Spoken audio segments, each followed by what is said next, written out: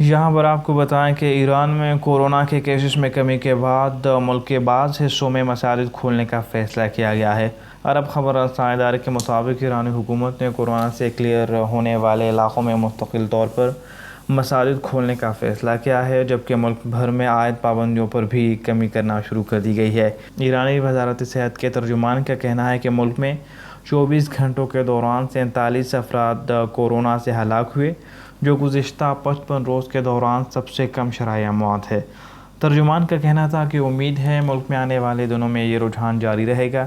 دوسری جانب اتوار کے روز سرکاری ٹی وی پر جاری بیان میں ایرانی صدر حسن روحانی نے کہا کہ 132 علاقوں میں یعنی ملک کے 1/3 انتظامیہ ڈویژن میں پیر کے روز مساجد کھول دیے جائیں گے۔ انہوں نے زور دیا کہ اسلام تحفظ کو لازم تصور کرتا ہے اور اجتماعی نماز کی نسبت سماجی فاصلہ بہت ضروری ہے، جبکہ مساجد میں نماز کی ادائیگی صرف سفارش ہے۔ ہمارے چینل کو سبسکرائب کریں، ساتھ بیل آئیکن کو پریس کریں، آپ کو اپڈیٹس ملتی رہیں گی۔